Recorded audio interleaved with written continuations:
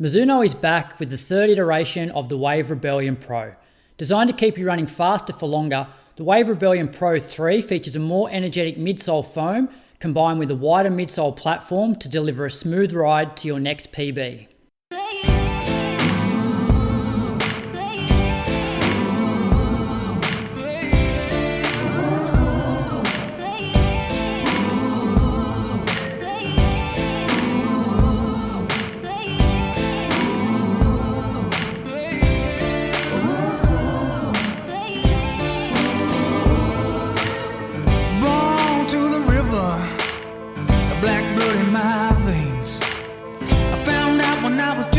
That your skin can bring you so much pain. Now I hear you say you got the best of both ways. Won't you come and take a walk in my shoes and tell me if you take my place? Welcome to episode number 368 of the Inside Running Podcast. Thanks for being with us for another week. Big show coming at you this week. We've got another guest host, which I'll introduce in a second. We've got runner news from Vic Milers Club, Point to Pinnacle down in Hobart. Some fast half marathon results over in Japan. A bit of Grand Slam track news. Listen to question. We'll get some whispers in there and have a bit of a, maybe someone will go on the loose about something. I'm not 100% sure when we get down to that bit of the show yet. Before I do start though, I do want to say that Moose will not be here again this week. We do have a guest host. Moose's father unfortunately passed away last week, Alan Spence, so that's why he wasn't on the show last week, and he won't be on the show this week as well. He might not be next week either. Like Moose, whenever he wants to come back, he'll be welcomed back. Moose put on his Instagram last week a dad, a husband, a grandpa, a surfer, a leader, a builder, a funny man, a provider, a great tennis player, not a great golfer, a lot of other things, a dementia sufferer, and our hero.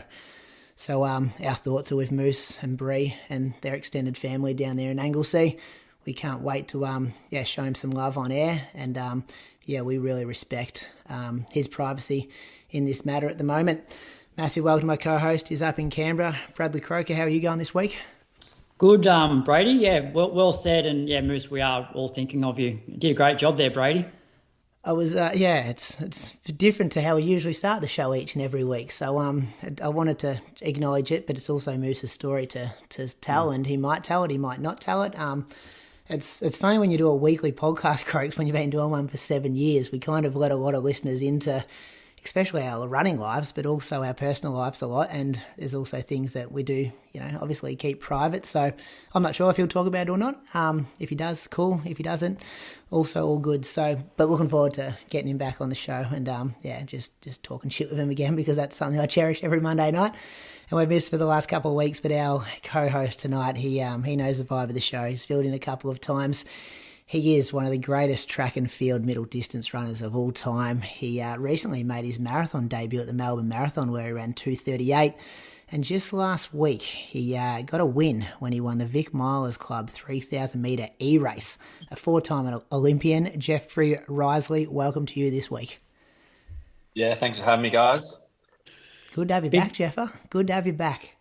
Big shoes to fill this week, though, mate. Last week we had a 200-kilometre training week. I hope we see something like that from you this week. Yeah, well, when Brady sent me the message pretty late, I was thinking about my training week, and it was probably the smallest week I've had for ages. So yeah, my weekly recap will be very quick.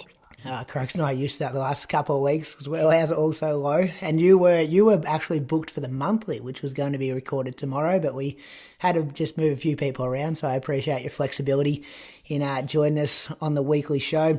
How does Jeff Riseley, the marathoner, sound now, Jeffer? Tell us about Melbourne and the experience there. It was amazing.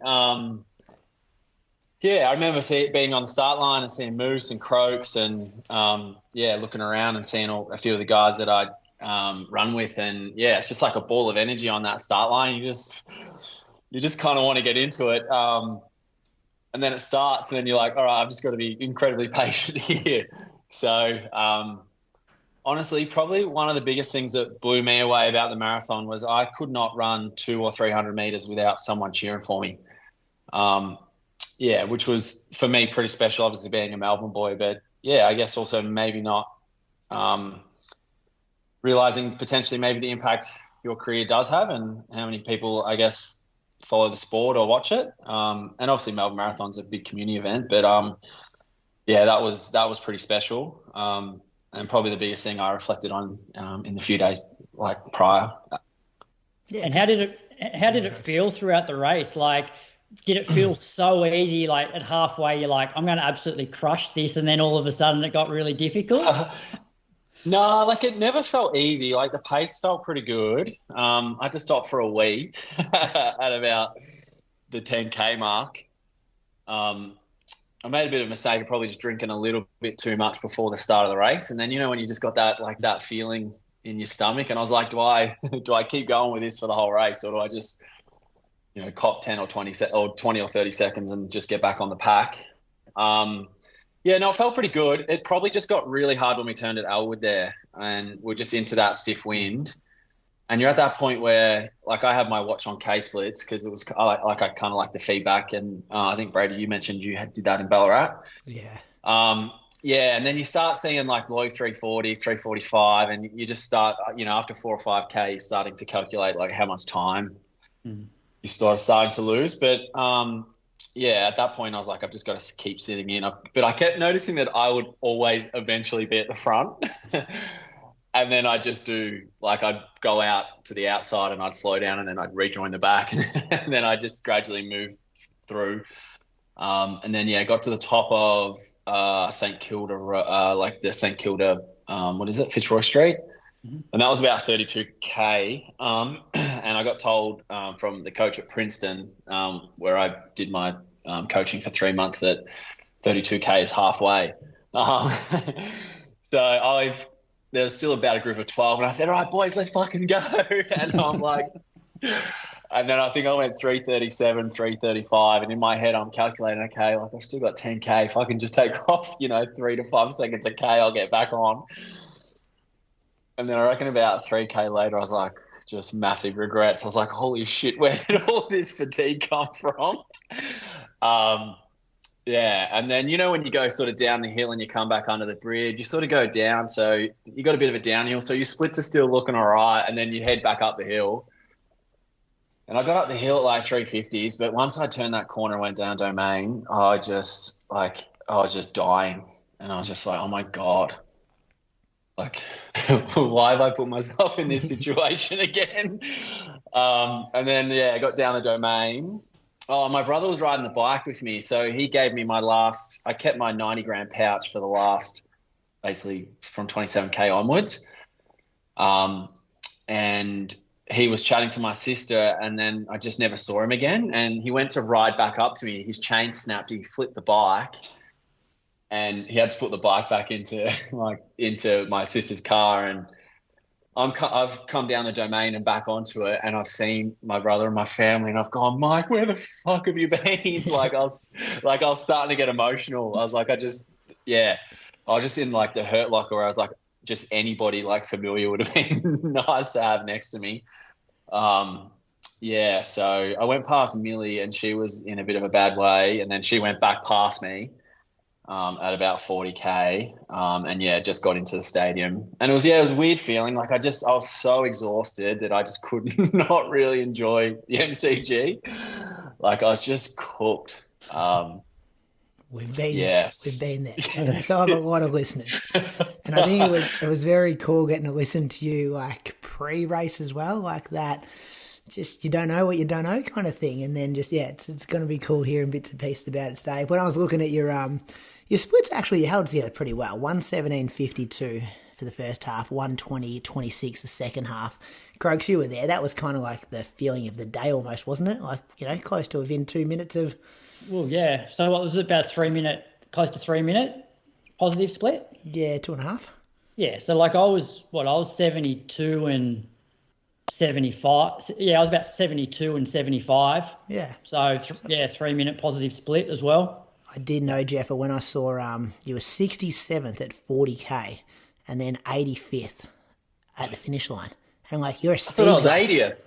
Well, it said 85th on the website today. I know a few people have been DQ'd for cutting corners at Melbourne Marathon, but for a speed guy like you to let 18 people take your scalp in the last 2K, I thought you must have been in a bit of trouble. Yeah, no, like I wanted to cry. Like I've never felt this before. Like this big emotional thing came up.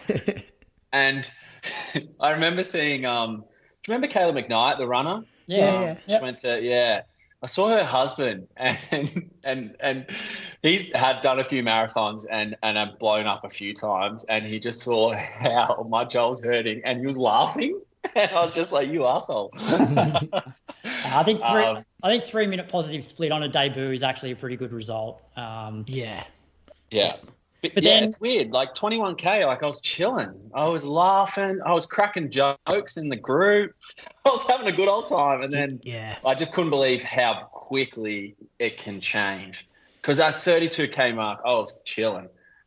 And then I just pushed a little bit, and I was looking at my heart rate data, and it just spiked a fraction, and it like right where I went. And it's just like, so probably the overwhelming feeling from doing a marathon, I just had like my biggest takeaway was like how good people like Jess Stenson are at just nailing nearly every single one they do. Consistency. Just the consistency, because like it so much can go wrong. Yeah. You spoke like about being margins, like tiny margins. Being on the roads, like you ever hear stuff when you used to race on the track, like just all crowd noise, but no kind of like individual messaging for you and stuff? It must have, and you didn't really go to run, big 5 or 10K road races at the end of your career. So that would have been kind of pretty cool to be almost, you can touch the supporters and they can follow along, a couple of meters away from you most of the way. Yeah, 800s and 1500s, it just happens so quick. Like you just don't have time. Like you've just always got to be, where am I? Like what's happening?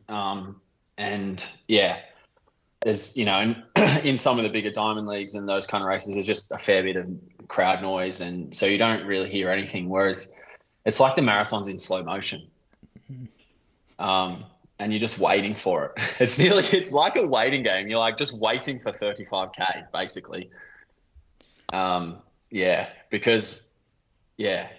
I was feeling really good. And a few guys would go off the front of the group, and I'm like, oh, do I go? And I'm like, no, I'm just chilling. I'm just staying.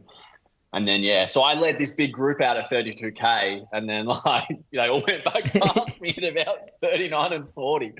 It sounds similar to your Burnley half recap though, where you're like, I think I'm going to crush this at like, 13K or whatever. And then you start to maybe push it a little bit, and then you're like 3K to go. You're like, just got to get to the finish line now.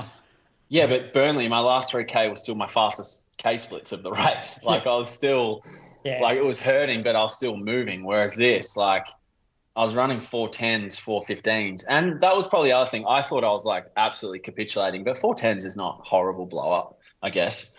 Like, but I just could not do anything. Like my legs just went, and I think you even mentioned it on the pod last week. I just didn't do the work, and I'm so glad I did more work halfway through than what I was originally planning. And I think just the other thing, like I'm still 82 kilos, and it's just so much load that goes through, like your body and the road, and like your legs just like, it wasn't like my heart rate wasn't high. It didn't feel aerobically like that challenging. It's just like my legs were dead. And I just had nothing. And it mustn't have turned you off the marathon too much, because I reckon it was probably less than a week after the race, and you're in our message group saying, hey, anyone got contacts for Berlin? I've got an entry, and I've got an entry because I've run sub 245, but my brother and my mates want to come over. And so is Berlin on the radar? Yeah, I've entered. But my brother's in the ballot. My friend Connor's in the ballot. My friend Tom's in the ballot. So, I'm a bit like what you said, Croaks. Like I need something that's going to get me excited if I'm going to commit to like a 16 kind of week build. Yeah. And I feel like Berlin is just one of those like bucket list, and even hearing Brady, your recap of Chicago and just like, how different it is. I just felt like I needed something different, and just to try some new stuff, and honestly just my one goal. I don't have a time goal. I just want to run the last 4K as fast as I run the first 4K. That is my only goal. Like, I just want to be able to enjoy that last 4 or 5K. Be hurting and working for it, but like still finishing strong. Well, you still want to feel like you could race. That was all. That's when I've got my marathons right. You still get that race feeling for the last 4K, not survive, stay upright feeling. Well, pretty much. Yeah, and I had. Yeah, go. Sorry. Oh, just saying, like, Brady, how many marathons have you run now? And I reckon of all your recaps, Ballarat was probably the only one where you can honestly say, the last 4K, I was running the same pace as the first 4K and feeling good. Yeah, I've ran 9 or 10, and there was one other in Japan. Remember that Nobioka one I went over and did? And it was like really windy, and I ran by myself. And it didn't run super fast, but I actually could race the whole distance. But then when you start talking about back to Jess Stenson, like then Lisa Waitman, and even Andy hasn't done many, but everyone he has, he's been able to, run the whole thing even and fast kind of thing. Like, it's a big skill to be able to do that. Yeah, and that's why I kind of like the preparation and thinking, just like I want to do more 30K like sessions and more of those long runs with like 15K hard at the end. But do you think, Jeff, coming and just like maybe training the like way you're training now, where you're doing like your 70, 80K or whatever it is until 16 weeks out, do you think another 16-week block will be enough to get you that strength? Or would you look at maybe just increasing your weekly mileage between now and the start of the next marathon block so you do have a little bit more strength before you start the block? Yeah, I'm probably just going to keep it pretty chill at like I've been sitting on about 60 or 70K most weeks now, and just trying to get 20 out on the weekend and just some sessions. Do a few track races just for some fun, and then probably start 16 weeks out. But like I spent early January in Brisbane and I wasn't doing any running. I was 88 kilos and I ran 22.5 for 200 on a standing start. And I was doing no running. So it was only I started entering a couple of those milers races at the end of Jan and Feb that got me running, started to do some of the old sessions I did. So if you actually probably look at my Strava, let's see how many Ks I run in for this year in my Strava. That'll probably tell us how much running I've done. Yeah, I'll be able to tell you that. I've got your Strava open here. Yeah, there wasn't a lot until like June, was there? That's when the blue bars started stacking up. Yeah, I've done 2,155 kilometres for the year. It's not much, really. Yeah. Not much climbing there either. That's what Moose said. I live on the beach, so. Yeah. Hey, do you want to, firstly, back to the Melbourne stuff. Like, if you had your time again, what would you do differently? I think it's margins. If I had just kept going at low 340s through 32 to like 35, I reckon I probably run 236 mid. And I probably could have held 345s, but I tried to go and run 335s. Yeah. Yeah. So if I had just stayed and sat in the pack and just got to 36K at the bottom of the hill, which a lot of people told me that's when you got to save yourself for, I probably would have been all right. But yeah, I'm competitive and I was like just thinking about how fast I could go and wanting to I just got excited. Yeah. Just dipped in a bit early. Yeah. Does anyone have contacts for Berlin, or are these World Marathon majors are just such a big event that unless you're a big dog, it's just whatever. Yeah, it's pretty hard, I think. Especially not the Germans are like, they're pretty strict. Yeah. I reckon keep peppering the comment in that group chat though. Croaks and I aren't the guys to get you into Berlin, but there's a few people in that group chat who have a few more contacts than we do, and I think you could be right. Let's go through your week, Jeff, because it did feature a race. So Monday was just a session with the Melbourne girls, Grammar girls. So they all ran the 3K as well. So that was part of the reason I did the 3K was because all the kids I coach, I had 5 kids racing. So I thought I'd get out there and spin the wheels with them. So they just did their last little tune up for the race and I did it. So they did 3x500s at 4-minute K pace and I just gave them a 20-second head start and finished with them. And then 4 200s at 34s, just a little bit of threshold and a little bit of below pace stuff. And then Tuesday was just a 10K run. No, wait, I'm going the wrong way. Just an easy 5 on Tuesday. I'm really tapering here. Wednesday I had the day off. And then did the Vic Milers 3K. So I ran 8:43.05, and I got the victory in the E-race, which was good. I thought that was pretty funny. You always introduce people with all these obscure race wins. Yeah, so I loved it. I think the next day, I think I put in the group chat that you could now introduce me as the Vic Milers 3,000 metre race winner. So when did you hit the front? Because you only won by 0.1 of a second. Have you seen any footage, Croaks? Was there video? I don't think it was live streamed, this event, was it? Yeah, it was. It was. But didn't they spell it Miller's Club? And they couldn't find it? And someone told me this over the weekend. I found it and I sent it to all the parents. Oh, yeah. Supposedly they called it Miller's Club on YouTube, not Milers Club. And because there's a new company doing it now, maybe. It's not Athletics exclusive anymore. Yeah, my live stream or something, I think it was the website they called it on the Instagram. Yeah, mysportlive.tv. Yeah, Croaks. Yeah, because I didn't even see it pop up in, you usually just scroll on Facebook or something, you see like the live stream. I didn't see that, and it wasn't until I was talking to people about it on the weekend. I was like, oh, why wasn't there a live stream? And then they said, no, there was, but it was spelt wrong, and a new mob's kind of taken it over. They need to do a better job of promoting that. Where did you initially hear that? Where'd you get the link from initially, Jeff? Was it advertised somewhere on Athletics Victoria's website or? Just the Vic Milers Instagram page had the information they posted maybe a few hours before, and I saw it, and then I had to search hard for it because when I typed in Vic Milers onto YouTube, it wasn't coming up, and then I was going back, and I think it was on the Vic Milers YouTube channel as well. I was through that. What time of the night were you on? When you're one of the early or late races? Because they go to like 9 p.m, don't they?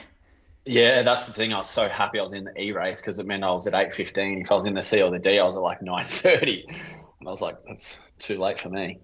I'm trying to find the E-Croaks, but I've got to skim this whole YouTube video trying to see our great man here when the kickdown comes. It's the back third. So is it sit and kick affair?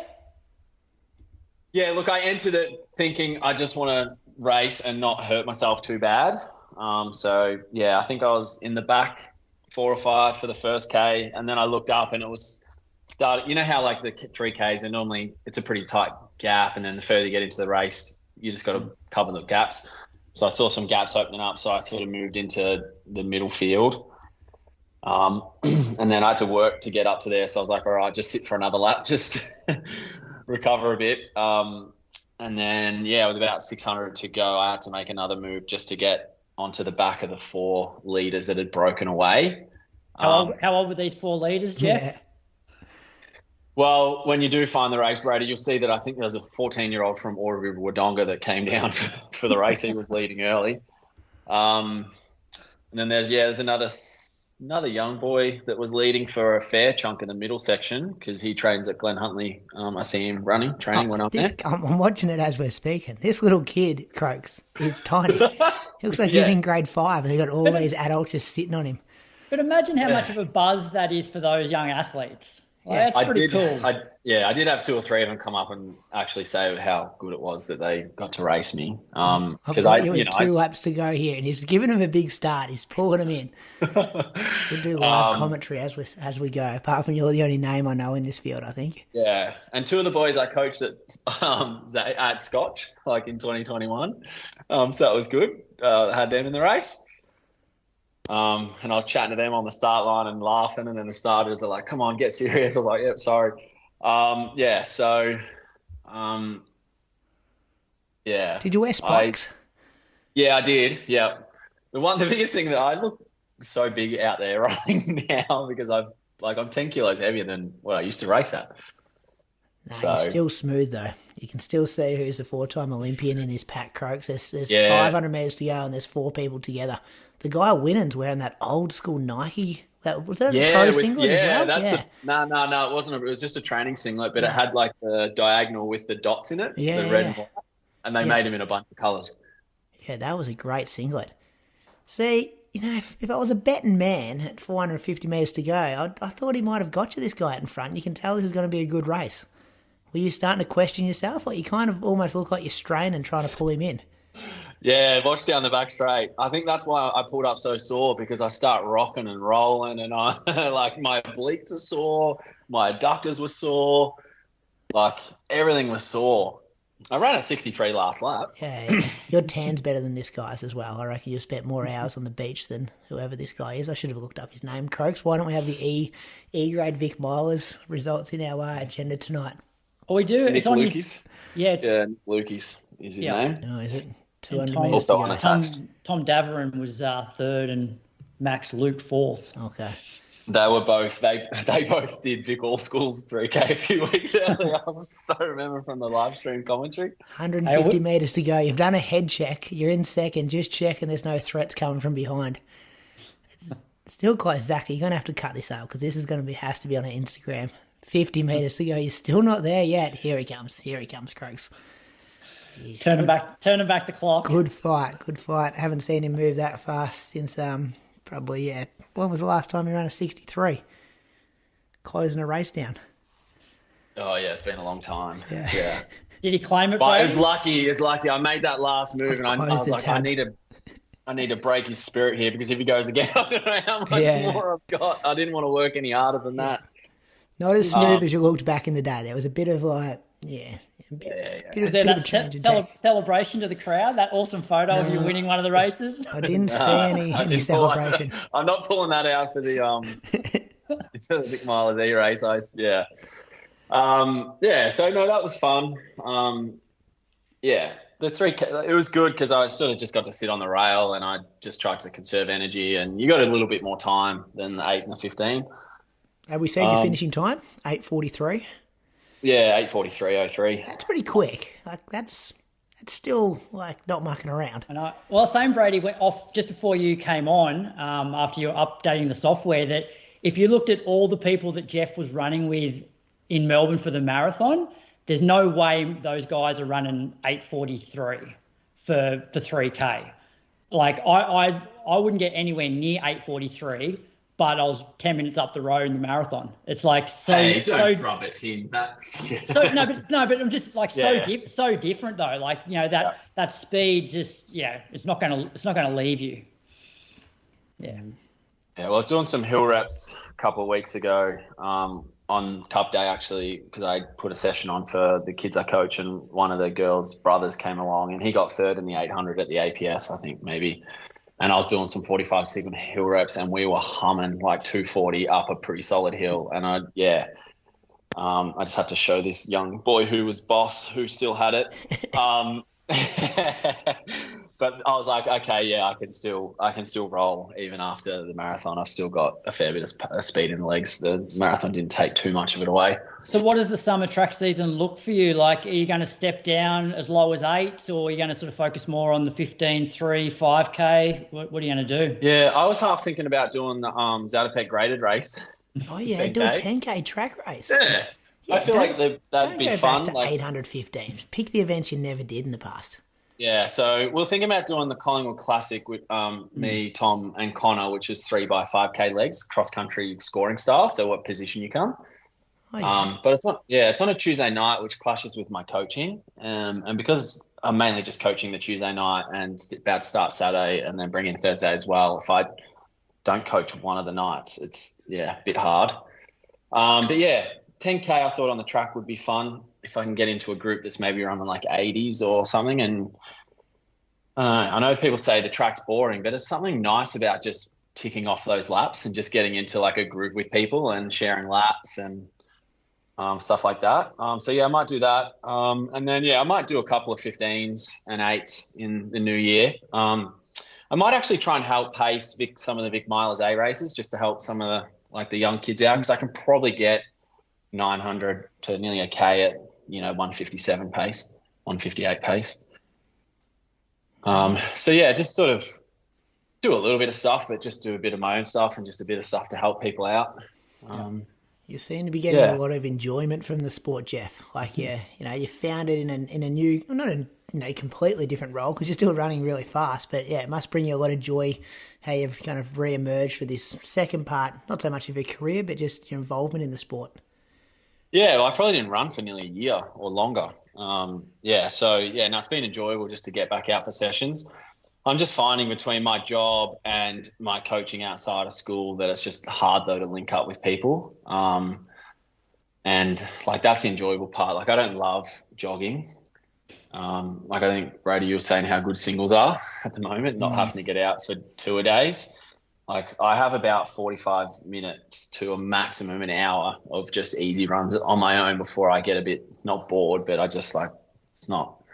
Yeah, I'd rather always just, if someone was meeting for a session, I would always rather do a session than just go for an easy run. So I just need to try and move my week around a bit so I can have a little bit more life balance and not be coaching so much so that I can actually have some time and space for my own running and try and get down to like Albert Park on Friday mornings because a lot of people do sort of threshold down there and, jump on a track somewhere on a Tuesday or something. So, I'll try and figure that out for Burley. Connection as well.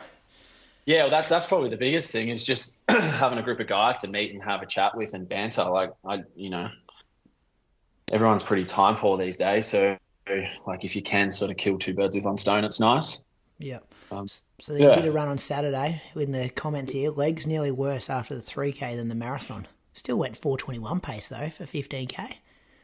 Yeah, but I jog everything at like 4:10s, 4:15s. That's just I start at like 4:50s and by K2 or 3 I'm at 4:15s. It's just how it goes. I don't know whether it's like I don't know if it's all that or I just don't like being out there on my own for so long. So it's just like, let's get this thing going. So I actually met up with Zach Paddo on Saturday and did a run with him. Probably one of the most talented runners I've ever seen that just didn't have a body for running. So where's he at? Is he pulled the pin completely or it's still? Yeah, pretty much. Yeah, or he has. Yeah. He had a sibling as well who was pretty handy too, didn't he?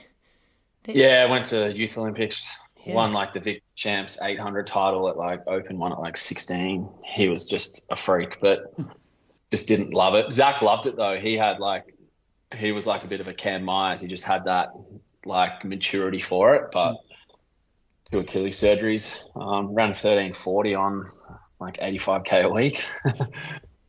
5th at World Juniors for the 1500. Yeah. So bit of a shame, but yep. So, and then had Brad Mather's wedding on Saturday night, and had Sunday off running. So I think I had like a 45-kilometre week. That's good. Got a win in there. Got a bit of a long run, bit of a workout. Yep. Tick the boxes. Bit of an unload week, yeah. Yeah, that's good. Croaks, what have you been doing? Not winning races, but I did get through my biggest week since Melbourne. So I kicked off Monday after work, 45 minutes at 4:31s, and then went out to the track on Tuesday. And like, as I said last week, like body just hasn't been feeling great running since the marathon. Like my Achilles has been a bit niggly, hip not amazing. So I jumped in the session. So I didn't run with Zach because I felt like Zach's going a bit better than me since the marathon, and I reckon I would have been just working way too hard to try and keep up with him. So I ran with Rob and Liam. So we kicked off the session with just 200s off a minute rest. So we're starting to do this more often. I never used to do it at all. It used to be just warm up, some strides, and then get into the session. But now just doing a couple of 200s, just so then when you start the session, it feels a little bit smoother than what it often does that first rep. So ran like, 34 seconds or something like that for the 200s. And then before you go on though, Croaks, how many strides do you do before the 200s? Or is this instead of the strides? No, probably do 3 strides before the 200s. Of like 50 metres, 80 metres? More like 80 seconds? More like 80. Okay, yeah. Just up and down the straight. So like, you probably get through 100, but you sort of ease into it, accelerate a bit, and then sort of slow down. So probably 80 of decent quality, but I sort of do them half-assed most of the time anyway. But the 200s were good. And then the session was 4 sets of 600 at sort of 5K-ish type pace, 200 jog in a minute, and then 200 more like 3K pace with then a 200 jog. So that ended up being like a 4.6K worth of work. My 600s were like between 154 and 156. So 76s. So what 310 sort of kilometre pace, and the 200s were between 34 and 36 seconds. And like I was working, but like I was within myself. Like compared to Rob and Liam, those guys were working a little bit harder than me. After we finished that, we had 3 minutes recovery, and then did 4x400 off 1 minute standing recovery. Running these fairly quick because a lot of the guys are actually got some track races coming up. So I went 72, 70, 68, 67, which I was actually pretty happy with, like, you know, for an old guy, I suppose. Definitely the last 2 reps, I was working pretty hard. A little bit of lactic towards the end. But I really enjoyed that session. It was like, you know, a bit of continuous work at the start, and then, you know, decent recovery, and then 4/4s to close out. So that was Tuesday. Yeah. Do you enjoy the track stuff more or the threshold stuff more? Probably it's funny. 10 years ago, like, give me 10 400s off a minute recovery over 30-minute tempo any day of the week, or give me 10 400s over a 2-hour long run, whereas now the 2-hour long run is my bread and butter, whereas 10 400s off a minute is bloody hard, and I don't particularly like it because it really highlights how old I am when I'm trying to run fast, and like I just feel a bit unco now on the track trying to run fast, and these paces aren't even that fast compared to what I used to do, but I'm like, Jesus, like I just don't feel smooth doing it. But I'm hoping over summer to improve. The only downside of this session was my Achilles was still just a little bit niggly, and I'm like, I'm not sure how this is going to pull up. But you doing much rehab for that? Not a whole heap. So this one was more like my Achilles were fine in the lead up to Melbourne. It was just the race itself. So it was quite an acute thing where it was really sore for a couple of days, and every week it has got better. But I hobble out of bed, like until they actually warm up, which can take probably 30, 40 minutes of just walking around. They're pretty niggly, but once they warm up for the day, I don't have really too many issues other than if I'm running maybe a bit fast. Yeah, I need to get on the heavy isometrics and the calf raises. Yeah, I do. That's my go-to, for me, Croaks? Between now and the end of the year, can you not compare your splits with your old training diaries from 10 or 15 years ago? Because this is a really good session. Yeah, but that's the thing. But the thing is, you put this filter on, going, oh yeah, but I'm not going as fast as I used to go. Like, you're 44 and you're running 67-second 400s, 32-second 200s. This is a good workout. Yeah, well, I've never done that session before, like that exact session, so I had nothing really to compare it to. But I know sort of what, you know what 400 I mean? times. I know. Jeffer doesn't look at his work before the Olympics and go, oh, how's it stack up to now? Because it's like the marathon. Yeah.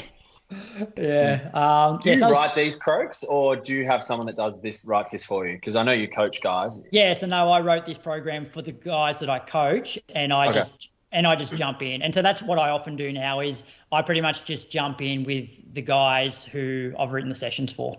Yeah. So it's more about writing the sessions that benefit them more so than what I probably should be doing, and then I just jump in. But then tomorrow they've got another like reasonably high intensity track session, whereas I'm thinking of maybe just doing some controlled 400s off short recoveries as opposed to a real high intensity session. So I might do my own thing tomorrow. How good is it when you step down to those 200s after the 600s? Like, you do the 600, you get the 200 jog, then you just get the punch a quick 200, but then you get the long jog and not much to recover from, and then you can resettle for the 600s. Yeah, that's right. That's why it probably looks harder on paper than it actually is, because it's like 600 at 5K pace is probably not long enough to really start to hurt, and so you can sort of recover running 200 in a minute, so 5-minute Ks for a minute. And then, as you said, like a 200, when you're not running all out, it's not far enough that you really start to get any lactic at all. And it actually feels like a pretty long recovery, that 1 minute before you go back into a 6. So I like it. We'll probably do it a bit more over summer. We used to do 800, 200. That was, And probably one of my best ever sessions. We'd have a minute recovery and then 3 minutes between sets. And I think I went 2:02, 2 minutes, 1:59, 1:58, and my 200s are in 26. Yeah, right. Yeah, maybe he does remember the old splits, Croaks. Yeah, that was like when I did that session, like we did that when I was in Australia and then when I was in Europe. And when I nailed that, I was like, yeah, okay, I'm in pretty good shape. You should do it and see where you're at. Well, earlier on the year, I did 400s on 4 minutes and tried to go as fast as I could. And I think I averaged like 55s or 56s, which wasn't bad for back then. Pretty good. Yeah. Wednesday got out for, sort of a midweek long run. Like my midweek long run at the moment's 70 minutes. So that was 16K, 419s. I'm trying to think when I listened to Road to Valencia. I don't think it was that run. And 10:09 a.m. Yeah. I don't teach on a Wednesday. It's quite nice. And then Thursday after work, ran around Yerrabee Pond. Lily was on the bike. So that was 37 minutes, 4:16s. And then Friday, jumped back on the treadmill. I'm really enjoying the treadmill sessions. It just takes my head out of it. It's like, okay, I know roughly what I need to put the treadmill on pace-wise. I do wear the heart rate strap. So the week before I did 4 by 6 minutes at 17K an hour or 3:31s. This week I did 5 by 6 minutes with 1 minute rest. I did the first 3 reps at 17K an hour and then the last 2 reps at 17.5K an hour. Heart rate, I don't think it got a sort of maybe maxed out at mid 160s. So it was one of those sort of comfortably hard sessions. And I'll sort of keep doing this sort of stuff because, 2 years ago, it worked really well for me. I got quite fit doing it. Saturday, Lily has little athletics. It starts. She needs to be there at like just after 8. So, I got out for a double that day.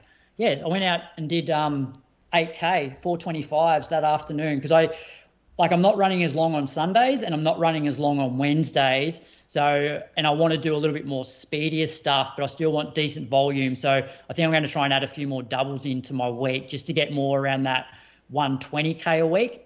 So that was my first double, I think, in a while. And then Saturday, I had to get going reasonably early for me because, Lily had little athletics. And this was one of those mornings where I got out of bed at 6, hobbled out of bed. My Achilles were no good. Got the massage gun into the calves, doing some calf raises on the step just to try and warm them up. I then walked from home to Mulligan's, which is about 400 metres. And even then, the first 4K, Achilles just niggly until they warmed up. So it wasn't an overly enjoyable run. Got better as it went. That was, hour at 4:28. And then Sunday, I did an hour 45. This was solo, 4:15s at, so 24.6K. It ended up it was quite warm. So by the end of it, I was, feeling just a bit dehydrated and then just jumped in the pool, which was nice. So that was a week of 114K. Good. Mileage is getting back up. Yeah, I might try and get sort of 120 this week. Good. And then that'll stop at 120 and just keep it at that? Probably, sort of 120 to 125, I reckon. So I'll probably go two doubles a week, and then I guess the weekly mileage will just fluctuate depending on how long the sessions are. There's some sessions might be short, might be 6K worth of work. Some others might be 8. So that's sort of the 4 to 5K difference, I suppose, per week. Running on an athletics track is great, but how about the inside of a velodrome? If you're in Melbourne on December the 7th, join Mizuno at the Rebellion Time Trials at Brunswick Velodrome. Featuring a flat 312-metre track, by entering, you'll be competing in a graded 3-kilometre time trial with runners of similar ability. The Wave Rebellion Pro 3 will be available to wear for your time trial, while before and after running, enjoy food, drinks, music, giveaways, and other competitions. Kicking off at 4:30pm, the event promises a relaxed, social atmosphere that makes running fast fun. Entries are free but limited, so get in quick. To enter, find the link in the show notes, Mizuno Australia Instagram, and mizuno.com.au. Good, Croaks. I'll whistle through this week. Monday, did 70 minutes at 4:29 pace. Just an easy standard Monday for me. Pretty standard. I do 70 minutes on a Monday. Tuesday, my daughter was sick and she usually goes to daycare and Carly goes to work, but she stayed home with me for the day, and so that meant I couldn't get out for a run until Carly got home from work in the afternoon. And I hate afternoon workouts. Give me morning workouts any day of the week. Get them over and done with, can eat what you want, don't have to think about it after you've got it finished. But sometimes you got to do what you got to do. I got out for 8x1K. The plan was to do them at kind of like threshold off 70 seconds jog. And I think it was 26 degrees. Like, it felt pretty hot. I probably was working more like that 30-minute like CV pace croaks, the old Tin Man reference there, and averaged about 3:12. So I could do them. It just felt like I was working harder than I wanted to be feeling in this workout, but got it done. Probably should have adjusted halfway through, but yeah. Do you have anyone to do it with, or were you solo? Nah, this was solo. My local training partner, he still went in the morning, so I watched his pop up on Strava, and then I'm like, oh, that could have been me, but instead I was just waiting until later in the afternoon. But we had a good dad and daughter day. It's good when you got two kids, Croaks, when you just get an extended period of time with one kid, which is always it's always fun. Jeff, where are you on morning versus afternoon workouts? Like, your body would feel better. But your body feel better in the afternoon? Like, you can run a bit faster? No, I love just getting up, having a coffee, 2 slices of toast, got your stomach's pretty empty. Yeah. So that was the biggest challenge, going from Andrew Russell as my coach, where I did all my stuff in the morning and I had a fair bit of control over it, to Justin in the afternoons. Because you have to time your lunch. Otherwise you just sometimes feel crook. It just, you get that, like, you get that tiredness at like 4 o'clock in the afternoon where you just, and you got to, drag your ass out. Yeah. Well, sometimes you do those really high intensity workouts and you get home at 7:30 and you're buzzed, and then you got to try and wind especially yourself down. And it's worse in summer as well, Brady, I find, with those afternoon workouts, because you get home and you're absolutely cooked, and it doesn't matter if you have a cold shower, like the internal temperature still like radiates out even after the shower, and you're in bed and you're just like, I can't sleep. Yeah, and if it's super hot, you got to modify the workout. You got to have longer recovery, shorter reps. Otherwise, you just core temp just goes poof, and you're stuffed. I'm all for win the morning, win the day too, fellas. Like, it's good just getting something on the board, before 9 a.m. in the morning, so you can just, get on with your day. And then our power went out that night. There was a big storm that rolled through Chukamoama. So all the power went out in the whole town, and then our phones also went out as well, boys, which got me thinking. I'm like, have you guys got a plan in place? Because I was looking in the shed for my head torch, and I'm like, should I have some cash on hand? Like, all of a sudden, your pay wave's not working. What happens if my neighbour knocks on the door and just tries to rob me? I'm like, you know what I mean? Like, we could be getting real civil war kind of area in Chukamoama, and like every man for themselves. And I didn't really have a plan. Like, I found a torch, lit a candle, but that was it. I was like, should I have cash buried in the backyard? What do you guys do in that situation? We got a battery now, so if we have a blackout, our battery will be 100%, and so we'll survive for a little while. It'd be nice to be rich, Jeff, wouldn't it? You got a battery on your house? No, but I would eventually like to have a full off-the-grid house. That'd be good. Solar, got the water tank. Just do your bit for the planet. Yeah, but have you thought about it? What are you doing? Your phone's gone, power's out, your neighbour knocks on your door saying, give me everything you own. Well, I travelled through Africa for 50 days and had very little cell reception, and we just camped on an overland trip, and it was pretty nice just to get away from the grid and just just have time and space and just look at what's actually happening rather than being so plugged into phones and crazy fast-paced life. Yeah. So I think it could be a nice thing. Yeah, well, I was concerned. My wife just went to bed, didn't worry her at all, and I was like, what happens if shit hits the fan here? But anyway, need to get some candles, Brady. Old school. I lit a candle. I had a head torch. I was more concerned if things were to escalate. Yeah, you know what I mean? Only have really nice smelly candles in my place. Yeah, well, that's all I was lighting too. They weren't giving me much light, but they were smelling pretty good. Why would things escalate though, Brady? Like, I've read some good books. Where do you live? No, I live in a pretty good neighbourhood, but I've read some books about end of world kind of stuff, like how do you survive? I want to know what your YouTube algorithm's like and what kind of rabbit holes you've been down lately. I don't mind end of the world kind of novels and movies and things like that. When we've got to survive, what do you go to? Brady's built a bunker underneath his house. No, I'm going to now. And I was thinking, what would you put in it? Like, so you'd obviously put a bit of cash in there. Probably Alpha Fly ones. Like, non-perishable food, probably. Lululemon half tights. Like, what's going to be like valuable in the streets when everything goes down? Anyway. I would have thought water. Water. Yeah, I still think Alpha Fly is probably a bit more valuable than water. But what anyway. about What about an original pair of 4% that are still in the box? Yeah, you've still got those. Talk about them. No one's going to buy them off you. I think there's plenty of them still in circulation. No, there's not that many. I've got some original fly knit races that are in the box. Would they be fashionable now? Can you see? Yeah, Moose collects those shoes, fly knit races. Yeah, because they went from street flies. Got lots of old cool stuff. Can you put some photos in the group chat after this?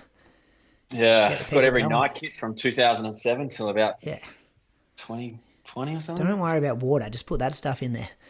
Right. Anyway, that was Tuesday. Wednesday, 15K easy, 4:36 pace. Thursday, got on the grass track. Similar workout to you, Croaks. Broken 1Ks, but instead of 600, I was doing 400 into 200. So 400 around 69 seconds, 200 jog, and then tried to punch a 200 a bit harder in about 33 seconds, another 200 metre jog. So it gives you 1K. I did 5 sets of that. It was good. I was pretty solid on the grass track. It's kind of a bit harder to work on that one. And it started to bite more like this is a workout, not just this is some quick 200 metres to get some leg turnover. So, I was blowing a bit by the end of that. Friday, did 16K in the morning at 4:32s. We had our school fete on at work, which was after school. So the kids were all up and about during the day. So it was a rough day teaching because all they wanted to do was be at the fete, which was after school, and not learn anything at all. And then, Croaks, you know what it's like when fete day rolls around. Got home at about 8:15 p.m, so pulling a 12-hour day. And we had our run to PB runcation being held in Echuca Moama as well. So Zach was organising this. So he was already at my house drinking beers with Mattress, the other co-owner of Run to PB, and I was at the school fete throwing. I was on the lucky dip. I was on ring toss, ring toss. So I actually did click into like carny mode. Very good. A couple of people made comments that I could easily be a carny guy. Oh, 100%. I was like, come on, take my money, step right up, let's go. Like our store was very very successful, but we were doing it for this was 3 till 7 p.m. And we had too many prizes to give away. So I was doing like power 10 minutes. Like you win one prize, you get 10, just trying to get rid of all the prizes so I could pack up a bit earlier.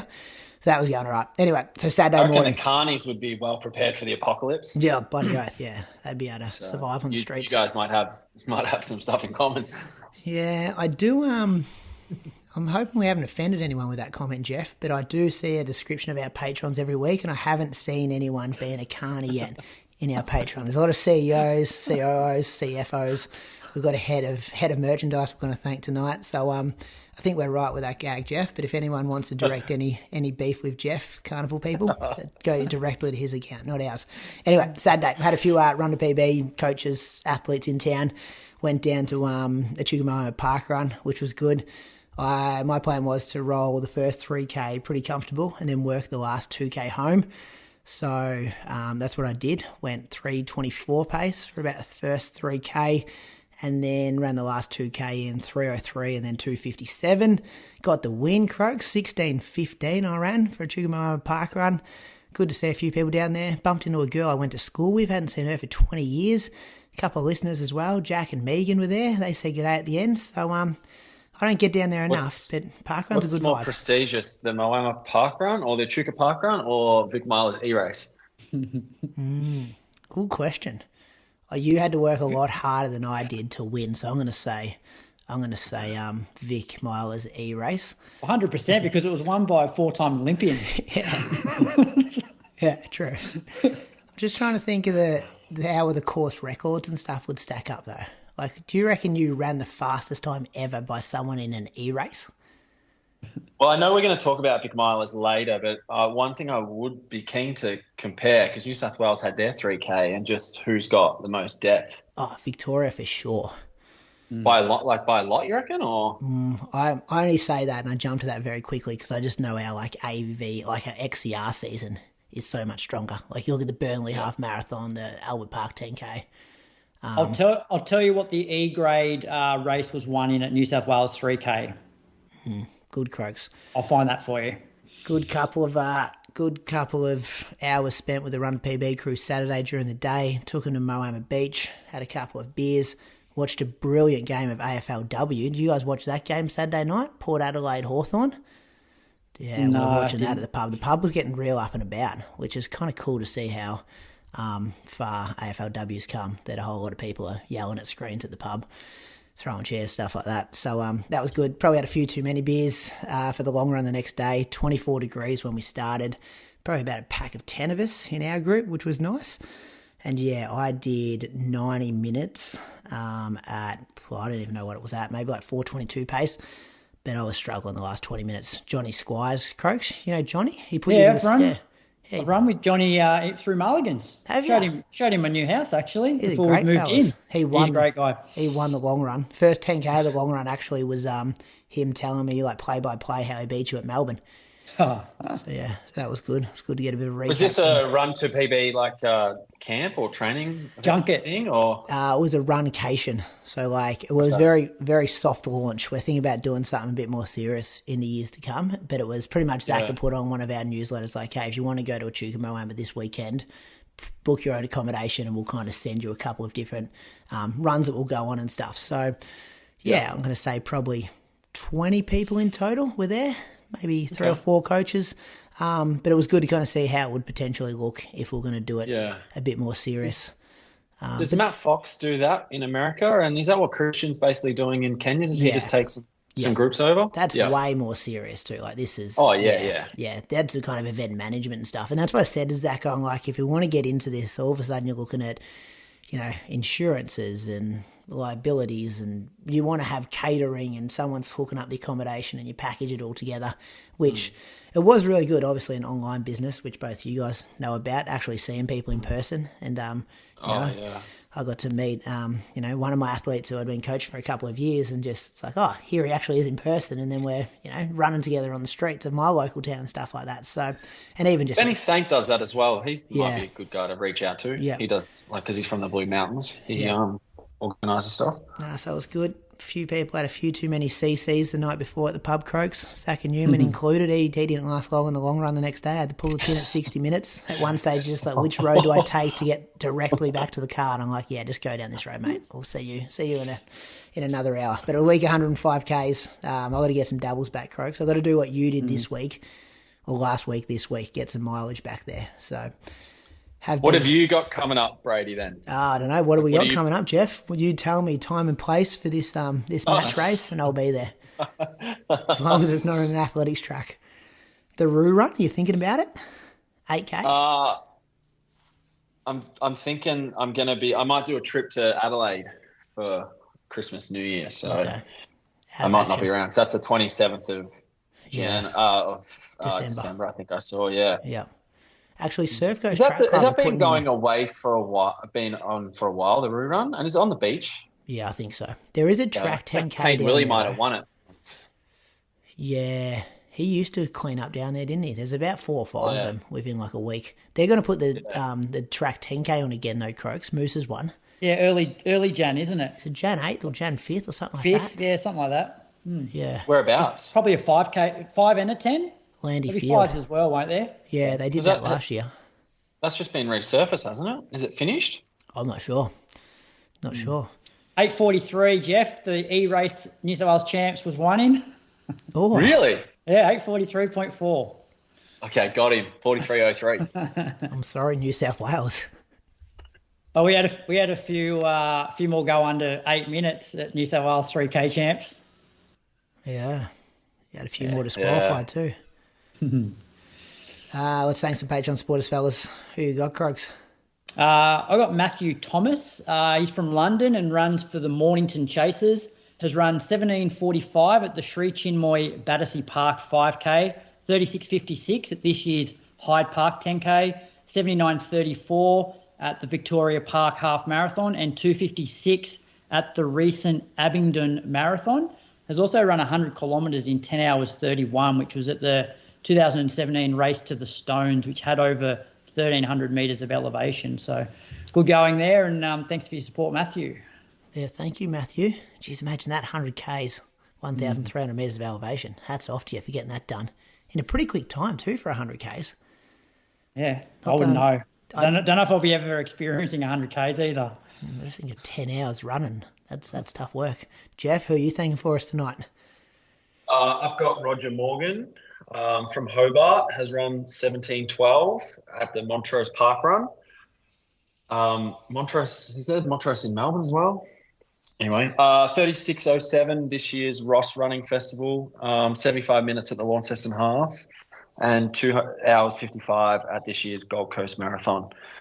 I think he is a podiatrist.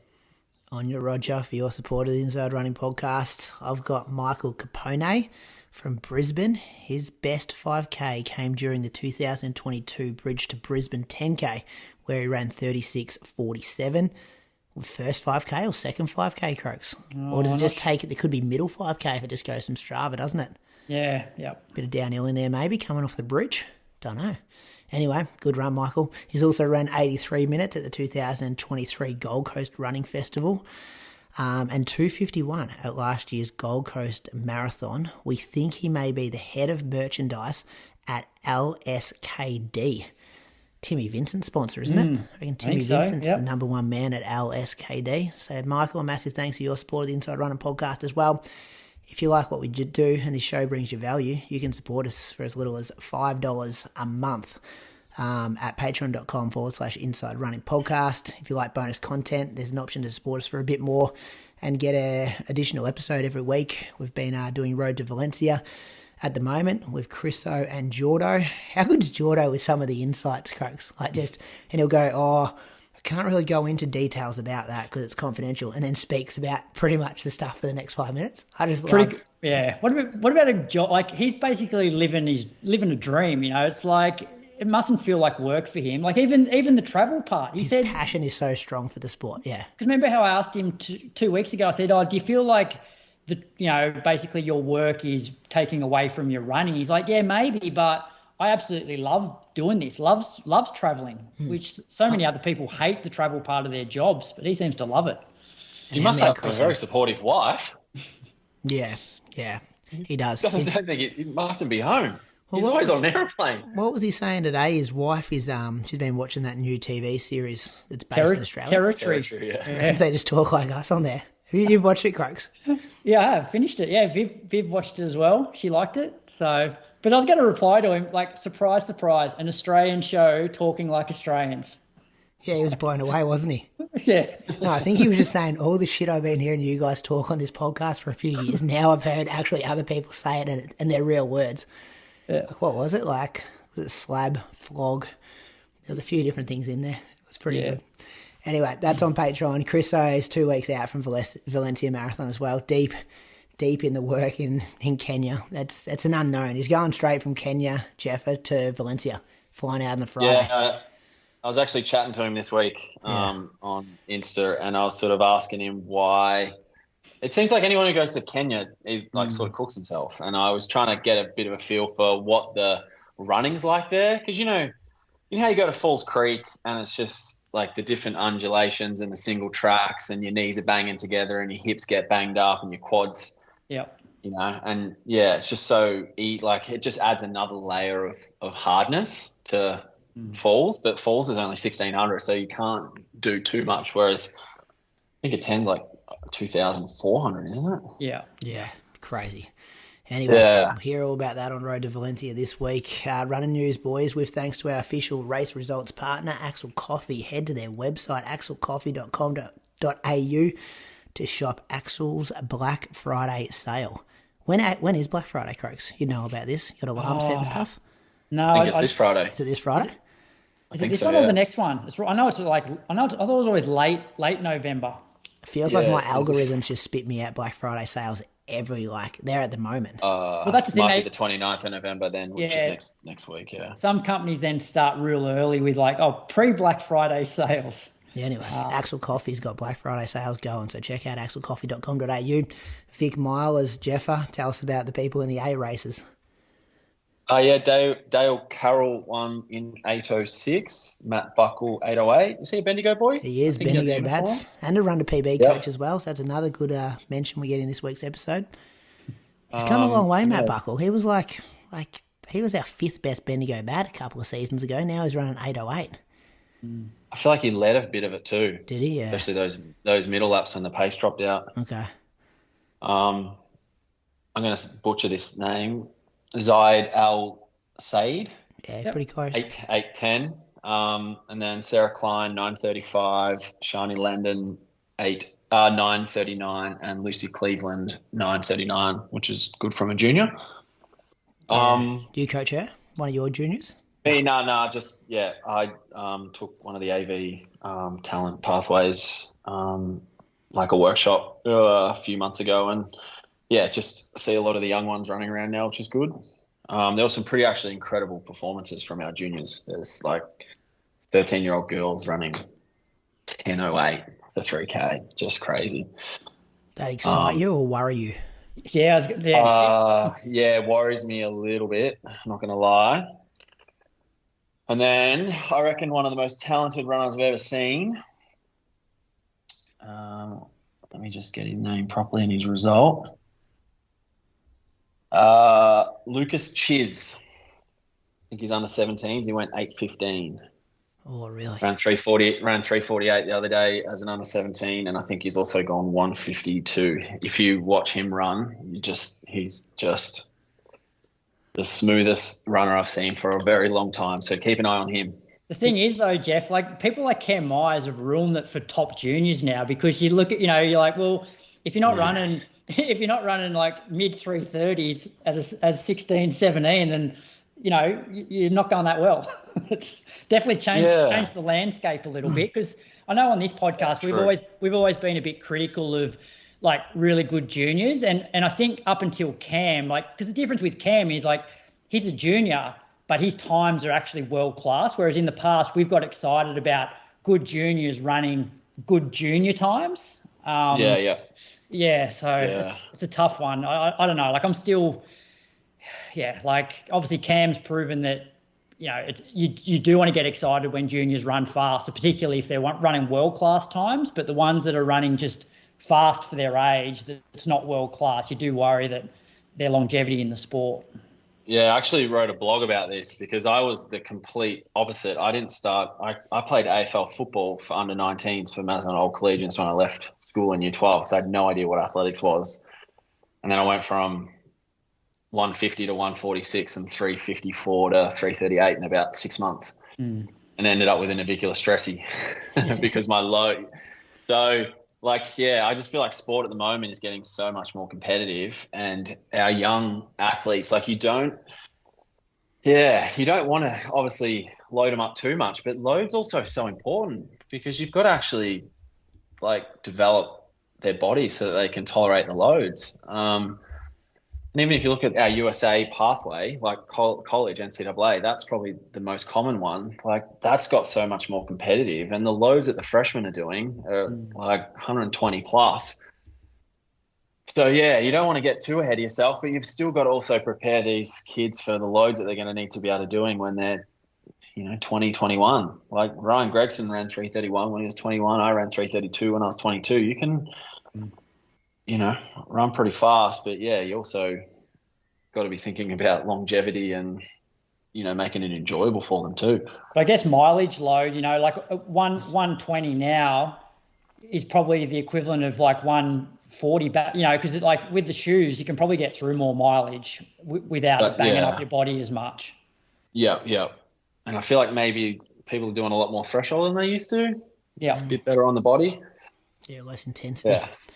That's what I do with a lot of my kids, just a lot of threshold and then some speed every now and then. Just keep them fit, keep them running.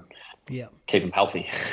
The Point to Pinnacle happened down in Tassie. Gave this a little preview at the end of last week's episode, Croaks. And my tip was wrong. Benny's saying he was in fourth, but the winner, Jimmy Hansen, I think was your tip.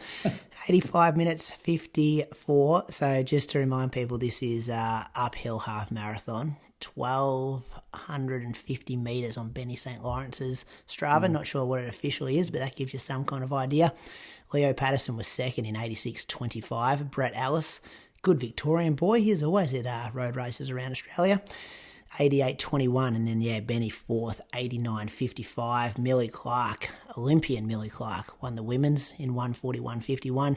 Melanie Daniels was second, 146.26. And Muljiva Matthias was third in 146.48. Well done to all the people down there fundraising as well. It's a massive fundraiser for Movember, and got to put it on our list, Croaks. We've got to get down there one year just to see what it's like. Wouldn't it be fun for the hour and 50 minutes would be out there, but it would be good stories, I'm sure. Yeah, I think Benny holds the course record. I think it's 81 minutes is the course record. Okay. Yeah. A bit would be weather dependent too, wouldn't it? Yeah, well, they've had to shorten the event. So 81 minutes is for the legit course, but there's times when they haven't been able to get to the top because of the weather. So they've got a different course for that one. But even if it's a good weather day, would it be a situation where you might start and it be 12, 13 degrees, and then by the time you're 3/4 of the way up, it's 2 degrees? Potentially, and then you get a bit of wind thrown in as well. Yeah. But a layer up as you're racing, potentially. Anyway, let's hear about this fast half marathon in Japan that we talk about once a year. Yeah, I don't think that's this one, is it? That's Maragami, isn't it? The fast one? Oh, this is the fast one with the uni students. Is it? Oh, This okay. one is, So yeah. That's where they get, heaps of, this is the depth one. This is the depth one, yeah. Ageo City Half Marathon. So we had Ed Goddard run. So he ran 62 flat, I believe. But Brady's just put a few stats here. So there were 2 runners that went sub 62. There was 21 sub 63, 65 sub 64, 116 people sub 65, 160 people sub 166, 217 people sub 67, 264 people sub 68, 308 people sub 69, and 343 people went under 70 minutes. So, yeah, fairly deep. I thought you might have picked 1 or 2 of those to read out. I didn't think you just read through every single minute range, but yeah, you put it on there. That's the depth there as well. But good run from Ed again. PB for Ed. Yeah, aggressive too. Like he did some lead and he was right up there in the lead pack. Valencia recently too? Yeah. Yep. 62 low there, I think he ran. So, and then we had Liam Buden over in the Kobe Marathon. He finished 3rd in 2:12:34, which was roughly an 80-second improvement on his Gold Coast run from this year. So, continuing to improve and one to watch over the next year or two. Yeah. Is he Tim Vincent's training partner? So Jacko Elliott's coaching him as well, we got that wrong a couple of weeks ago. He's actually coached by Collis now, I think. So, and joins in with that. Jack Bruce, maybe some Ryan Gregson, Jude Thomas, maybe, I guess, that kind of Brisbane-based group. But he's going to be coming up for the weekend interview this weekend. So I think it's a part of if you win first Queenslander at Gold Coast, they send you over to Kobe. And then I reckon Tim Vincent did it last year, did Gold Coast. Yeah, he did. In like 2:17 or something. He was on road to Gold Coast with us and then went here and broke through. Yeah, so it's good for those guys. A bit of an incentive that if you run well at Gold Coast, you get an overseas trip and a much probably deeper race maybe. Like more people around that 2:10 to 2:15 opposed to, sub 2:10 people at Gold Coast and maybe some big groups. So looking forward to talking to him tomorrow night, I think it is. Keep an eye out for that, listeners, on Patreon a bit early, then everywhere Saturday. Other bit of news, Croaks, Grand Slam track. Yeah, so some of this stuff was announced a couple of weeks ago, but like we didn't mention that Jess Hull is now confirmed for this Grand Slam track series, and they have announced now where all the race meets are going to be. So Kingston in Jamaica, April 4 to 6. Then the second one's going to be Miami from the 2nd to the 4th of May, Philadelphia from the 30th of May to the 1st of June, and in LA from June 27 to 29. So some big names already signed up. So I guess from the middle distance, you got, Josh Kerr, Hocker, Yared Nagoose. Who else have we got? A couple of sprinters in there. Grant Fisher's signed up. Ronald Quemoy. A-Rop. Fred Curley. Is this going to be successful, Jeff? What are you thinking?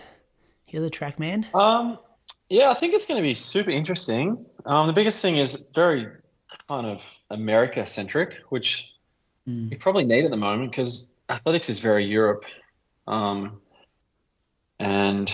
USA is obviously such a big market and with a lot of the big shoe brands. I think one of the most interesting things is to see what a track meet with only track races is going to do for the sport.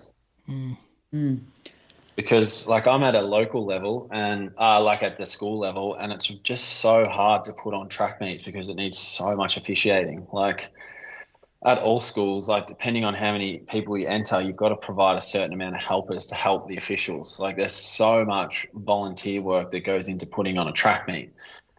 Whereas you guys obviously probably, you know, in the running space, you go down to Vic Milers, you need a starter, a timekeeper, and like it's just so much easier meet, I think, to organise. And it's getting harder and harder to get officials because they're all getting older and none of the young people are volunteering to be officials.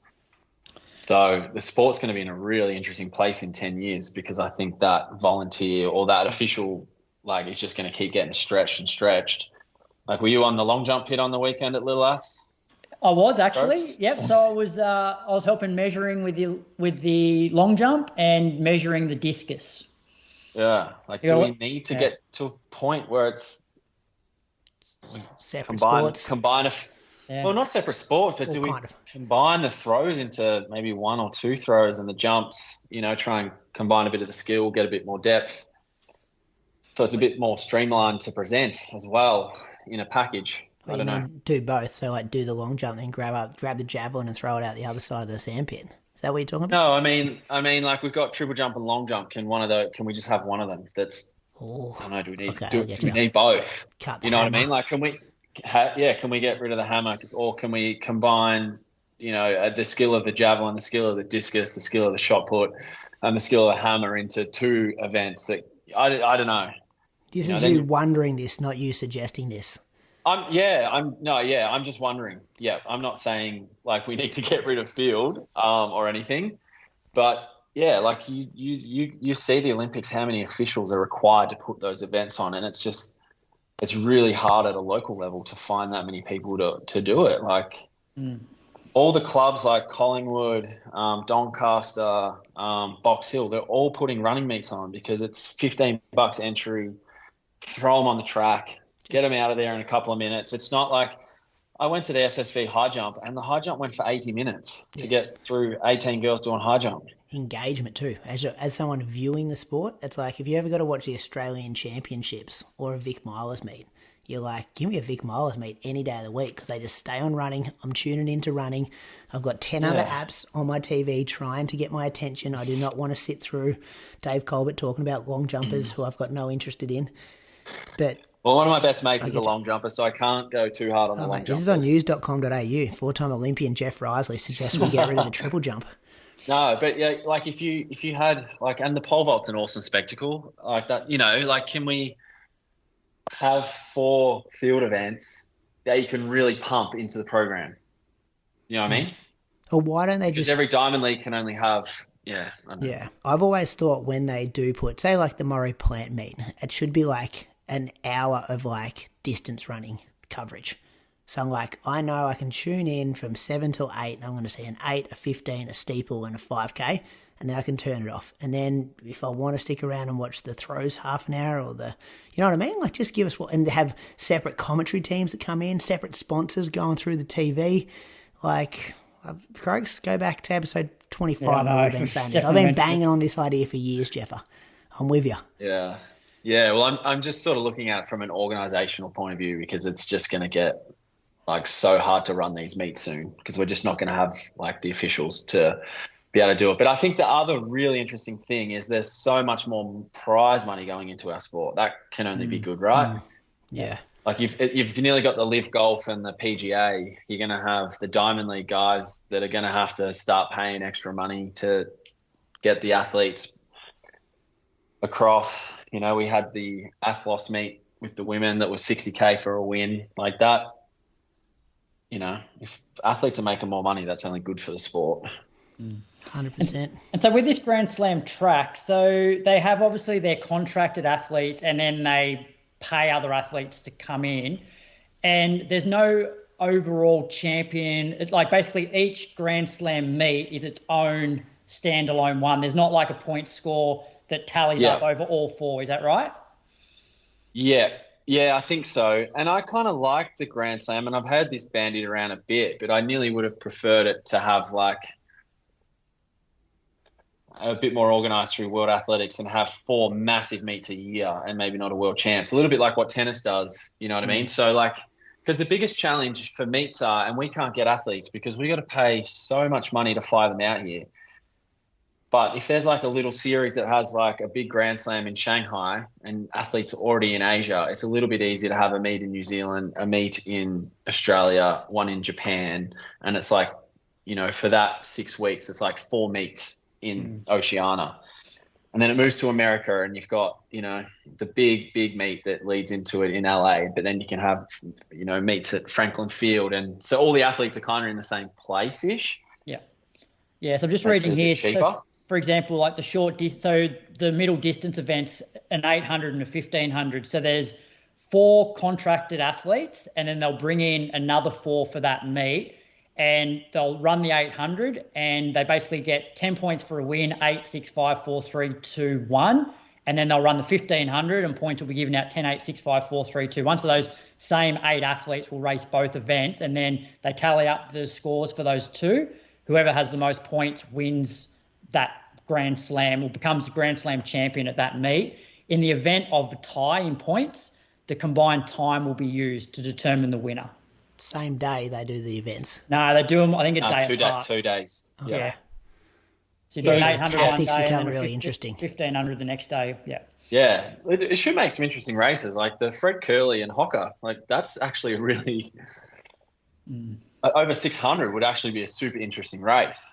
That's more of a head-to-head thing, though, isn't it? Yeah, but that's what we're essentially going to be getting at Grand Slam. We're going to be getting, you know, Wanyoni taking on, I don't know, the best 1500 meter runner. But the thing is, you got Ingebrigtsen, who's probably the best 1500 meter runner, but he's not going to run an 800. He's going to want to run a 3K. So not everyone fits the mold of the 800, the 1500, or the 3K and the 5K. Has he signed yet? He hasn't, has he? No. Well, he signed a massive contract with Chorzo and a couple of the Diamond Leagues for a big appearance fee over at like a 3-year contract. That's why he always goes there. Yeah. Ask Chris if he knows anything about that tomorrow night, Croaks. Yeah, I might actually. Night. Yeah, and even Jordan, I'm sure, is all across it as well. Jordan, he's probably the guy signing them. What are the contracts in his email address? That was a good chat, fellas. Yeah, just quickly though, the other thing that I'm really intrigued by, like you've got these Grand Slams, you've got 2 races in 2 days in weird times of the year. How's that going to take away from people getting into peak shape for world champs? I also saw as well, the first one, I think one of them clashes. So Jess Hull is obviously committed to these Grand Slams, but it's like the day before our Nationals, which potentially does, turn into a bit of a World Championships trial sometimes. So does she not run Aussie Champs this year because of the Grand Slam meet? Silver medal nearly. Yeah. Nearly gets her through, but that women's 1500 is also pretty stacked, so it's not. Yeah. But I guess it takes Grand Slam's great for the sport, but it then takes away like her running here domestically potentially. Yeah, good point. It's going to see where the Diamond League, the Grand Slam, World Athletics, where it all ends up sitting at the end of next year. I think it'll be a really interesting conversation this time next year, how it all played out.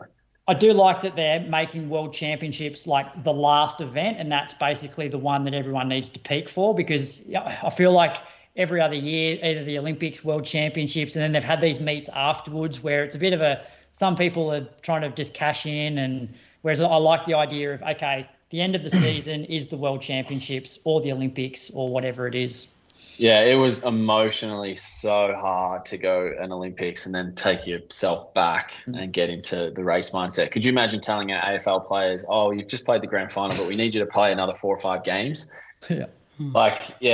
It's the only good thing about it is if you didn't make it, you can kind of get 5 or 6 weeks to load up on training and go and beat some guys while they're down. But when you're coming for the Olympics, it's so hard to back up again and just get excited about it and put out good performances. That's why you see so many upsets. Good news recap, weekly news, fellas. A lot to talk about there. These results are brought to you by Axel Coffee. Score up to 50% off coffee products at axelcoffee.com.au during their Black Friday sale, which we're not sure when it is, but we'll have some details for you next week. List of question, Croaks. Let's bring this show home. All right. Hey, guys, coming into track season, I've got a 2-part listener question. What's a good session to do the week of the event and how many days before? Secondly, can you talk through warming up for the event itself? How long before the race? What distance? Any strides, etc.? Thanks as always for the excellent content. And that comes from Eli Adalist. We could probably be just quiet for the next 3 or 4 minutes here, Brad. Yeah. Just see what does it look like for a 4-time Olympian, Jeff? Jeff, what's the warm-up of choice? And race week session. Yeah, well, it depends. Like, okay, so I'm going off a track, so we've got a 20-minute call room. Oh, so yeah. So maybe not for you then, because you got to do it differently. Yeah. Well, the marathon, I just jogged down from my accommodation and did a couple of stretches, some strides, and got on the start line. But usually I just do a 15-minute jog, some static stretches, some drills, and some strides. Usually probably take 30, 35 minutes. Leave enough time for toilet breaks and just for like 5 minutes just for things to go wrong. Mm-hmm. But yeah, I want to be doing a couple of strides where I'm feeling good and the legs are ticking over, probably at faster than what I'm about to go and race at. And how long are the strides? Because I know this sort of over the last few years, people have started doing a little bit more like threshold work in the lead up to some races, or like, you know, sometimes 100-meter stride is not enough. Like, you do some 150s. Like, do you go longer than 100? I've done 150s before. It's always a hard one. You think you run a 150 before a race, you're taking like a little bit of energy away, but I think it's also not too bad just to get that initial like buffer of like lactic and just get like a bit of everything going. And then I like to do, like, if you're doing a really hard track session, it's like 9 days out, because the lactate and the neuromuscular stuff is what kills you the most. And then closer to it's just threshold. I just love doing threshold. It just doesn't hurt you. And you recover from it so well. Still feels like you're doing something as well. Still doing just something different than jogging. Yeah. And usually threshold and then some 200s and stuff. You just want to get the system going. You just want to go through a few gears and get to the session like feeling good. But I also notice, you know, when you got like a really big meet coming up, or it's like you're working for this race and you go to the track to do your session, like your last little tune up 5 days out, and you're like, oh, that felt shit. It's not that it felt shit. It's just like you want to feel so good for this race that like you want to feel so fresh. And so that's probably my biggest thing that I've like had from coaching now, is just reassuring those kids that no, you're fine, you've done all the work, trust the training. In that just go week, and rest now. In that week leading in, like, would you do like a little bit of stuff at race pace that obviously not, the reps aren't long enough to like fatigue you too much, so a little bit at race pace and then a little bit faster than race pace, but even, you know, like your 200s, for example. Like, Yep. And like, spikes as well, put them on. You want to feel the track. You just want to feel good. Mm-hmm. Yeah. That's the main goal. Just feel good. Do you ever do stuff to like familiarize yourself with the pace of the upcoming race, just to try and tune your body in? Like, would you ever be like, I don't know, even, you know, I want to hit a couple of 26-second 200s. Yeah, just to be like, I just want to make sure that in 10 minutes, 20 minutes time when this gun goes, I know exactly what that no one else is talking about 26-second 200s, but yeah, how the pace should feel early on. Like, I'll often maybe do like a minute stride croaks, just to be like, if it's I know we're talking about track season with this listener question, but if it's a 10K on the road or something like that, I might be like, I want to run 30 minutes. I'm just going to do a minute trying to run as close to 3-minute K pace as I can, so I know what then that feels like with the gun and the people around me. Yeah, well, and that's why I said, like, I would normally do some stuff at race pace initially. So, like, let's say I've got a 5K coming up on the weekend and it's Tuesday. Like, I might do some 600-meter reps at 5K pace, but, like, you know, not do them off a minute recovery. Give myself a little bit more recovery so you're not fatiguing yourself. But yeah, you're running 600 in that 5K rhythm. Then you give yourself a bit of an extended break and then do some 200s a little bit faster than that. Yeah, I do probably a 1200 just super easy, and then 400s at 5K pace, and then a couple of twos just a little bit under with lots of recovery, just to spin the legs and feel good. Can't get fitter, can you? No. Can get tired though. Can get tired. Yeah. That's why. Do you guys do much for the full and the half marathon? Because I feel like the marathon, you've got the first 5K to nearly warm up. Yeah. No, I would do like 8-10 minutes, maybe like 1 or 2 strides, if that kind of thing. Like 8 or 10 minutes of just slow jogging, not 8 or 10 minutes at marathon pace, just and a couple of strides. Couple of strides. Same thinking, you're like, yeah, you got time. But I do like during the week of the marathon to maybe do, like maybe on the Tuesday, just be like 3K at what your goal marathon pace is going to be during on the Sunday, and then maybe just some 90 seconds or 2 minutes just on your, I'm saying on your toes, but I'm probably only talking 10K pace, just something quicker than marathon pace just to sharpen up a bit. Yeah, and so my last session was exactly that, 3K at threshold, and then I did, I think, 5 400s at 80-second pace, 320 pace, which was just a little bit under. And to your point before... just to get a bit of a sweat up and, feel like I've done something. So many of those times, though, you'll do the 3K and you're like, how the fuck am I going to average that for 42Ks? And you're just like, but then you do. You're probably within 1 or 2 seconds, or maybe more sometimes when I've blown up. But, usually you're in that ballpark for 42Ks only 5 days later. But it's like that with most training sessions. Like I used to do, you do K reps and you might run, I might do 6 by a K at 3 minutes off a minute. And like that's my sort of 10K race pace. And you're like, how the hell am I going to put 10 of these together back to back? And like you do, because you get to race day, you're fresher, you got the adrenaline. Yeah, exactly. Well, we talked about this in the lead up to Melbourne. It's like you're waiting for the race. You're tapering so much for a marathon. But I followed Matt Fox's training, and he obviously ran Chicago with you. He went pretty hard right up until like the last week. Yeah. Yeah.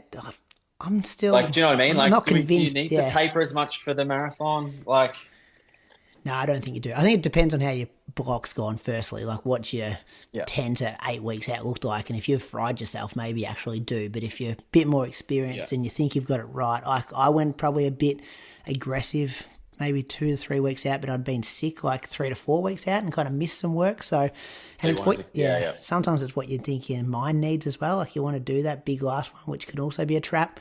But and your lifetime mileage, I think, is important as well. Yeah, well, that's what I was going to say. Yeah, like, and he's been around for years. Like he can handle it. If you drop your mileage too much, you nearly lose all your rhythm that you've been used to for the last. Moose explained it on the weekly show, like building momentum into the race.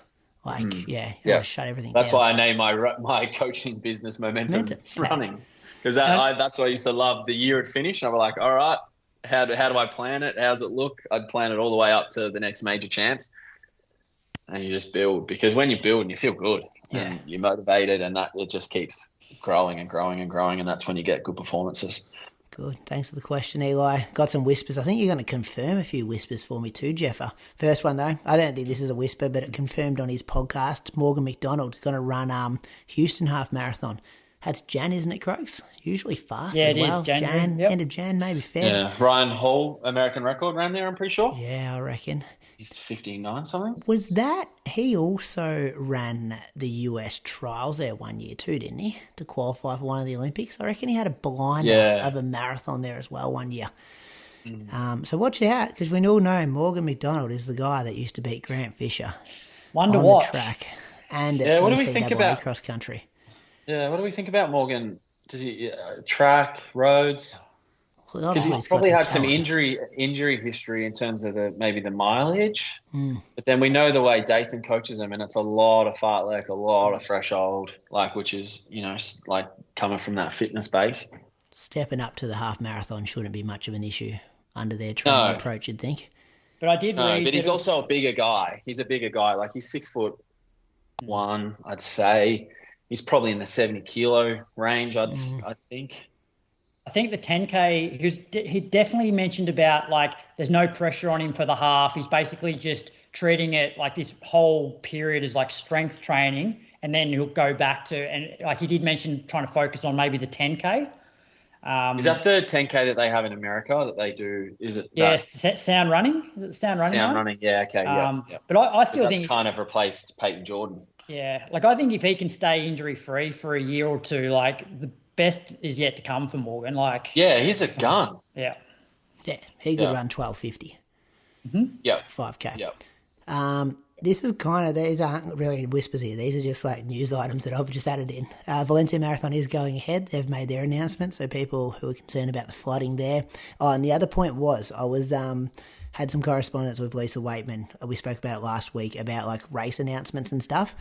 And she did put in, because she did announce that she's doing Sunshine Coast Half Marathon next year, and someone did tag us in the comment saying, here's a race announcement for you. And then she did write back here, I'll read this so I get it right.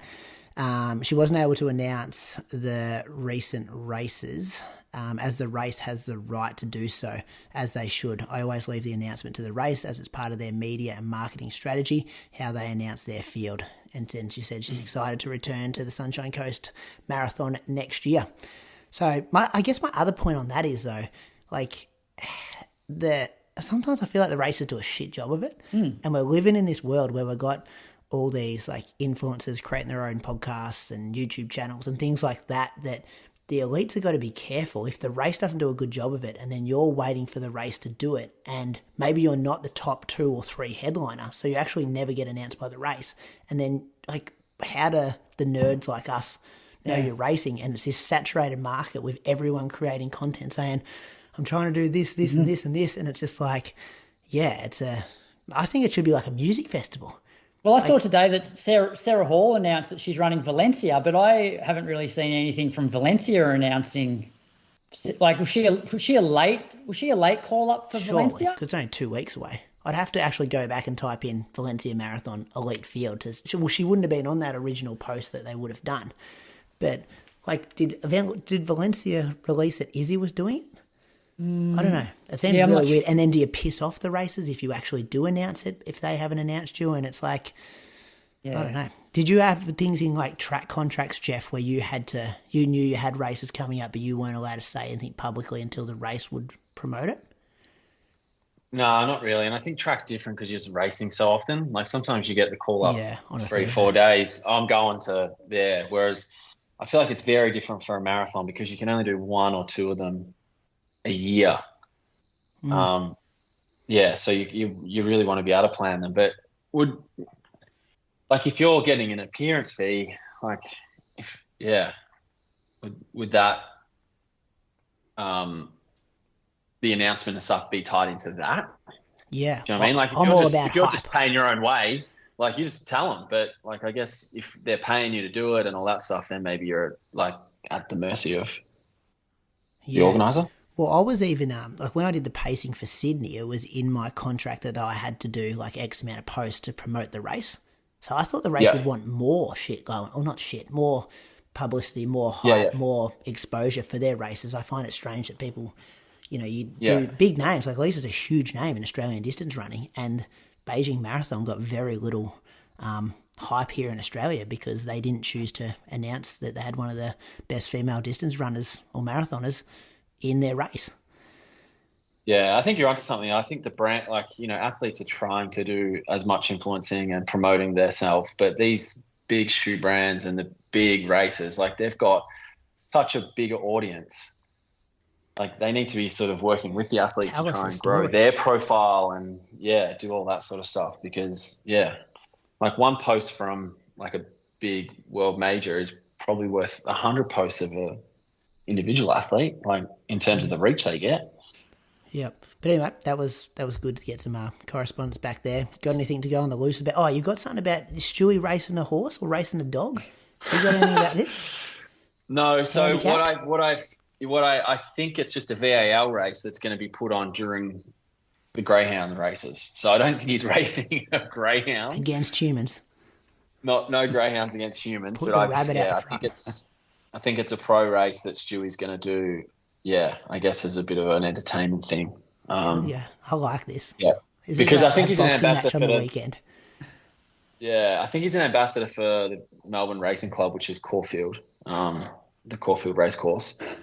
So I'm wondering if there's some kind of connection there into someone in the racing world. That's Reminds me of a Bucks party I went to with a heap of runners. We went to the dogs one day, and it turned into a nudie lap of the greyhound track. Oh, this is pre-social media, I hope. Well, my dad was a greyhound trainer, back in the Was day. he? So Yeah, okay. he had a really good greyhound actually that basically won the Melbourne Cup, which was worth a lot of money back in the day. But yeah, he was walking and it got attacked by a German Shepherd.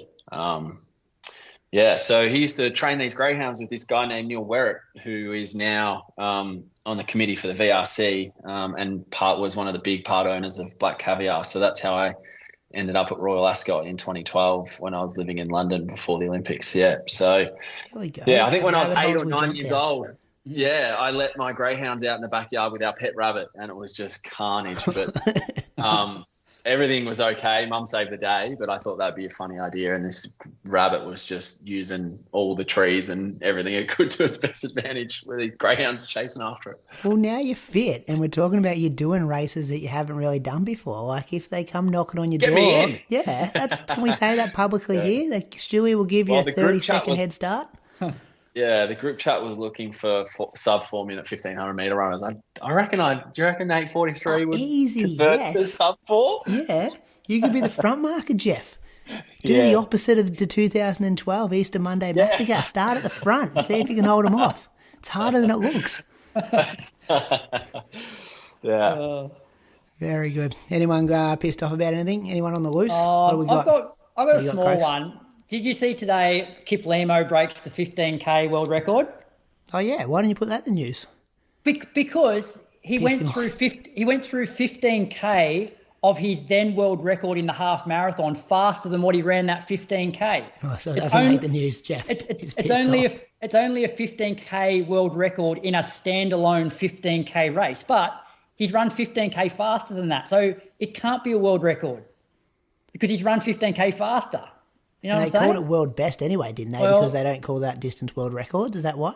Yeah, I don't know. Because I've got the splits here. So his winning time for this 15K was 40:42, but he went through 15K in 40:27 when he ran his 57:31 half. So, it's not a world best. It's not even a world best. Mm. Yeah, I like that from you. European 10K record went down as well, 27:04. A guy I'd never heard of, but I looked him up. He was he's a sub 60 half guy. The French guy? Yeah, he's 24. He's gone from, was it 30? I sent a screenshot. So this was his progression. Where is it? Yeah, he's run 13:25 on the road. Well, I don't know. Like they had a thing on. I've got it here. This is his last couple of years. 2018, he ran 31:13. 2020, 30:28. 2022, he went 28:31. 2024 in April, 28:09, and now 27:04. Yeah, he ran 59 in Valencia just recently, actually. How old is he, Croaks? So that 2018 might be irrelevant if he was only 16, and now he's... Yeah. Was he 24, Jeff? He's 24, yeah. Okay, yeah. Yes, I guess 20... So, yeah.